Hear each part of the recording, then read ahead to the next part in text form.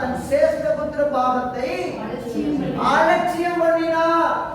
ஏசாவை கர்த்தரே முதல்ல கொடுக்க வச்சாரு. ஆனா இந்த ஏசா பாருங்க தன்னுடைய ஆசீர்வாதத்தை அலட்சியம் பண்றான். இப்படி அலட்சியம் பண்ணதுனாலதான் எபிரேயர் புத்தகத்துல அவன் 12ஆம் அதிகாரத்துல எடுத்து வாசிப்பீங்கன்னா அவன் அதை அடையணும், அந்த ஆசீர்வாதம் வேணும்னு ஆசைப்பட்டு அழுது கூட அவனுக்கு அந்த ஆசீர்வாதமே கிடைக்காம போச்சான். என்ன தெரியுமா?